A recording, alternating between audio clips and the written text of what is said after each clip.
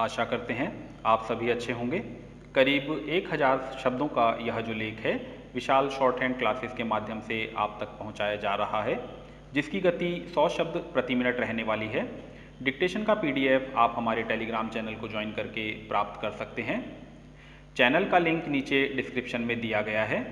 तो आइए शुरू करते हैं। स्टार्ट। ग्लासगो जलवायु सम्मेलन में अमेरिका सहित 100 से अधिक देशों के नेताओं ने 2030 तक वनों की कटाई बंद करने का संकल्प लिया है। दुनिया के कुल जंगलों में से संयुक्त रूप से इन देशों का 85% हिस्सा है।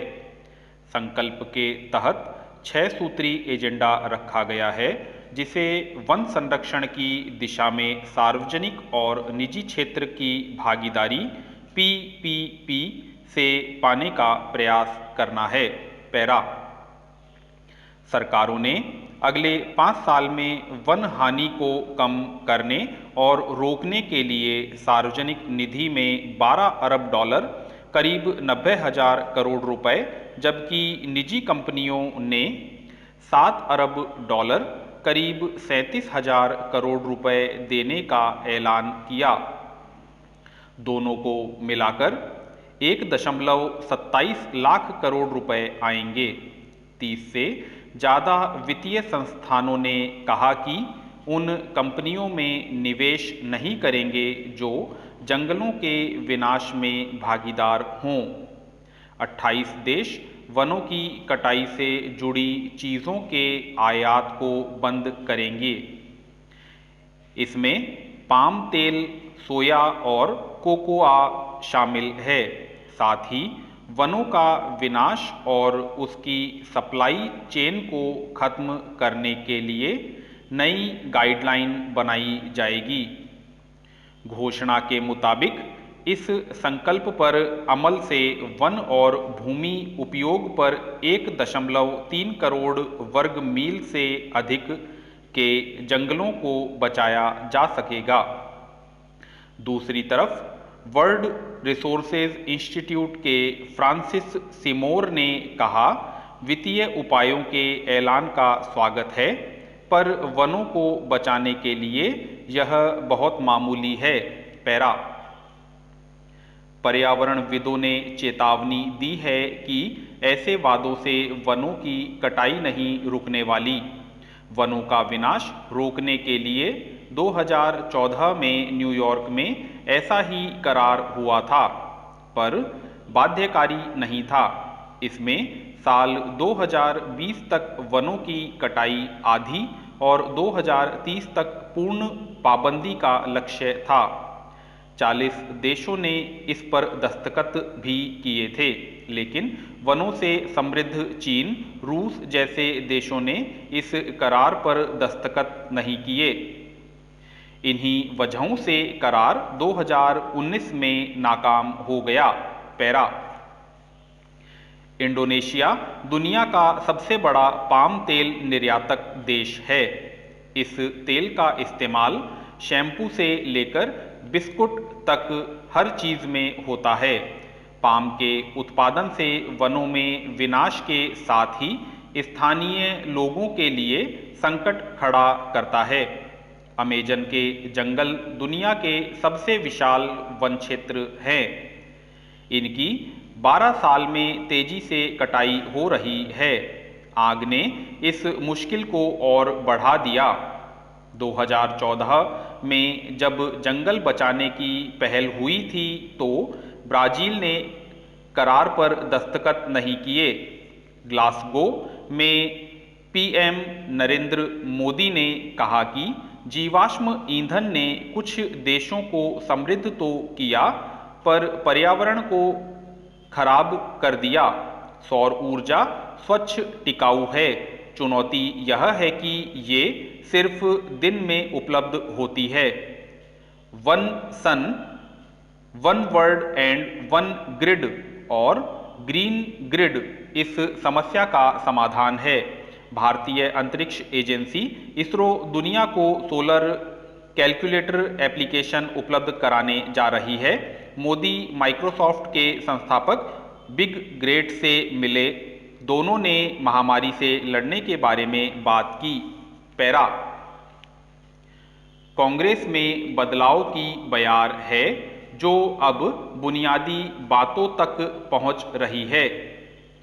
पार्टी ने सोमवार से सदस्यता अभियान के साथ 2022 तक चलने वाली चुनाव प्रक्रिया की शुरुआत कर दी है, लेकिन असली बदलाव उस संविधान में करने की तैयारी हो रही है जो करीब 100 साल पहले उस समय व्यापक रूप में लिखा गया था, जब बेलगाम में मोहनदास करमचंद गांधी ने पार्टी की अध्यक्षता संभाली थी। संकेत इस बात के हैं कि नए संविधान में शराब पीने से परहेज और खादी बुनने की अनिवार्यता के नियमों में छूट दी जा सकती है।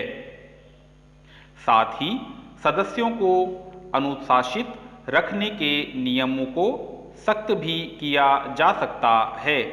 सार्वजनिक मंचों पर बयानबाजी न करने का नियम भी सख्त किए जाने वाले नियमों में होगा।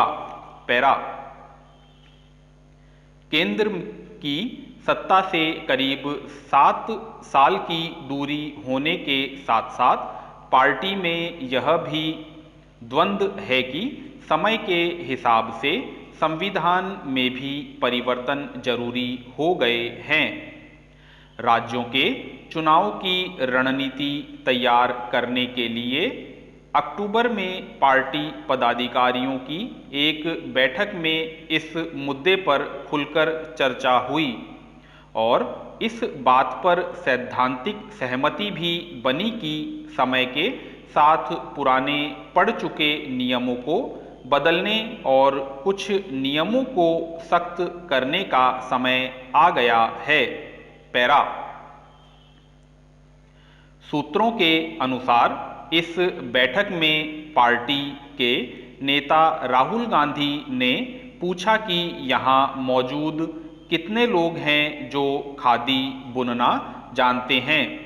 कांग्रेस पार्टी का सदस्य बनने के लिए 18 वर्ष की उम्र की अनिवार्यता के बाद दूसरी शर्त ही यही है कि आपको प्राथमिक खादी बुनना आना चाहिए। तीसरी शर्त यह है कि सदस्य होने के लिए शराब या अन्य मादक पेय से परहेज रखेंगे। बैठक में मौजूद 60% से अधिक ने माना कि वे इन शर्तों पर खरे नहीं उतरते। पैरा।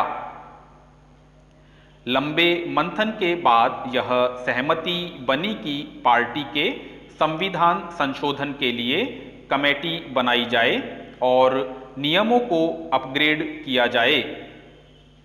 पुराने कांग्रेसियों का कहना है कि पार्टी कांग्रेस में संविधान संशोधन के लिए आखिरी कमेटी 2010 में बनी थी, जब कांग्रेस का बुराड़ी अधिवेशन हुआ था। उस समय प्रणब मुखर्जी, अहमद पटेल और जनार्दन द्विवेदी उस कमेटी के सदस्य थे।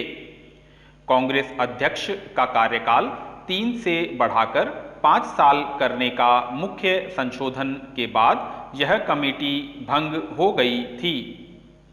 पार्टी ने सदस्यता के फॉर्म में भी परिवर्तन नहीं किया है।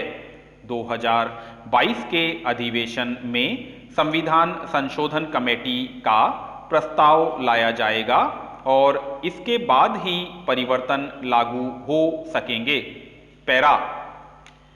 खादी और शराब से जुड़े नियमों के साथ छेड़छाड़ करने को लेकर पार्टी में बहस और असमंजस दोनों ही है।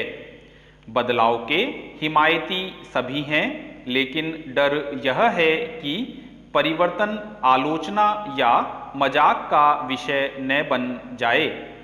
एक वरिष्ठ नेता ने संकेत किया कि पार्टी की सदस्यता की 8वीं शर्त यह कहती है कि पार्टी का सदस्य भीतरी मंच के अलावा सार्वजनिक रूप से या किसी अन्य मंच से पार्टी की नीतियों की आलोचना या विरोध नहीं करेगा। लेकिन अब G23 जैसे समूह बनाकर पार्टी की आलोचना हो रही है।